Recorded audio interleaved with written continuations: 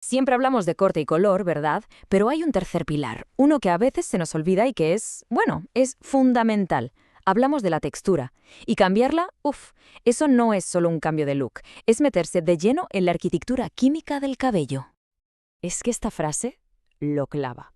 Un artista trabajando con la mitad del lienzo. Es justo eso. Si un profesional no entiende la química que hay detrás, cómo se llevan los alisados con los tintes, se está jugando el todo por el todo.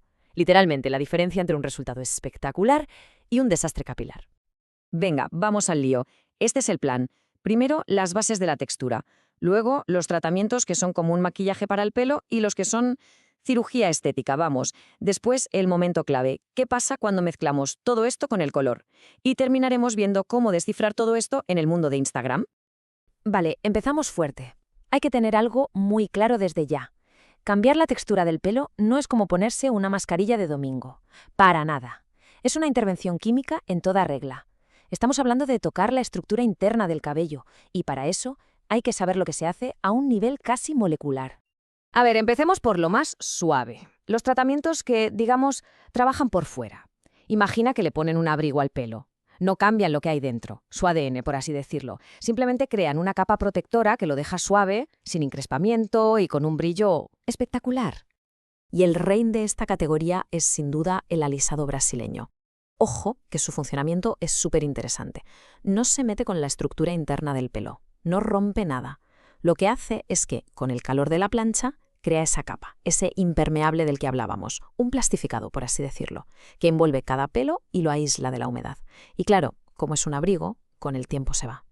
Pero claro, el secreto está en la aplicación. Y de todos los pasos, el número 5, el planchado, es el momento de la verdad. No vale con pasar la plancha de cualquier manera.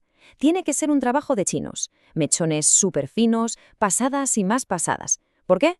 Porque es ese calor intenso y repetido el que cocina el producto, el que lo sella a la cutícula del pelo.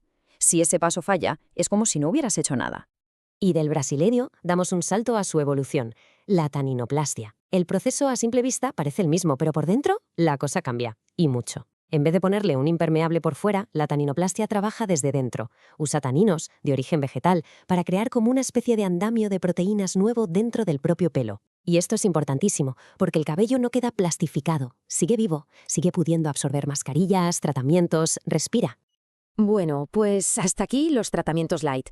Ahora subimos de nivel. Dejamos el maquillaje y pasamos a la cirugía estética capilar. Olvidémonos de abrigos y capas. Aquí lo que se hace es demoler la estructura interna del pelo y reconstruirla desde cero con una forma nueva. Y que quede claro, esto es para siempre. No hay vuelta atrás. El ejemplo más claro de esto es el famoso alisado japonés. Aquí la química es potente. Se usa un producto, el ácido tioglicólico, que es como una bola de demolición. Entra y rompe la columna vertebral del pelo, esos puentes internos que le dan su forma. Una vez está todo roto, se usa la plancha para darle la nueva forma lisa. Y para terminar, se aplica un neutralizante que actúa como cemento, que vuelve a soldar esos puentes, pero ya en su nueva posición recta. Y ya está. El pelo que ha pasado por esto jamás de los jamases volverá a rizarse.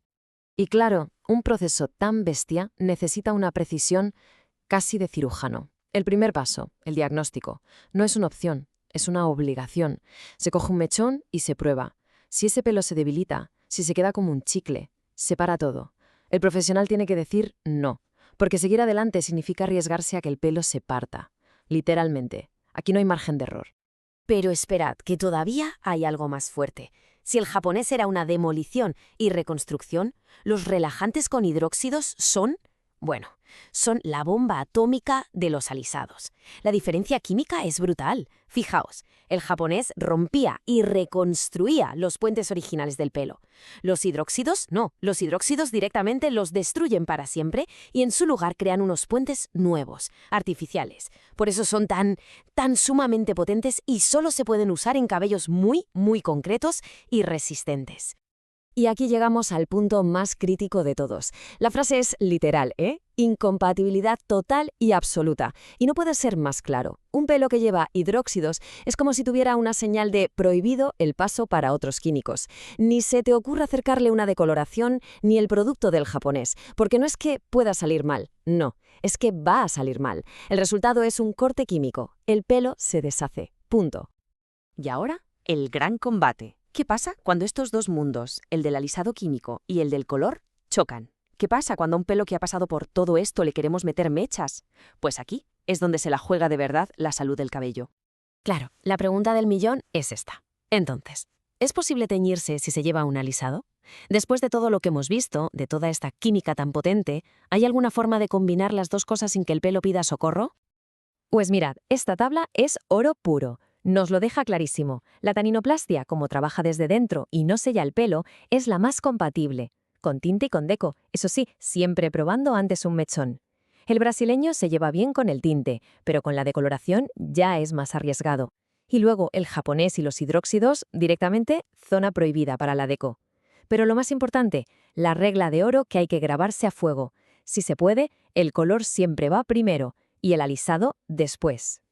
¿Y por qué es tan importante esa regla de oro? Pues por este número, 2. 2 son los tonos que puede arrastrar, que puede aclarar, un tratamiento como el brasileño o la tanino. O sea que si te alisas después de teñirte, te arriesgas a que tu color nuevo se quede más claro. En cambio, si lo haces al revés, matas 2 pájaros de un tiro. Te aseguras el color que quieres y encima el alisado te sella la cutícula y hace que ese color te dure muchísimo más. Es una jugada maestra.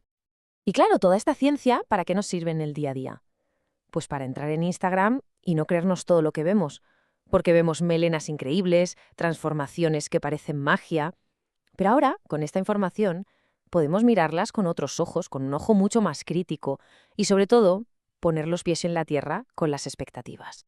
Así que la próxima vez que se cotillee el perfil de un estilista, hay que fijarse en los detalles.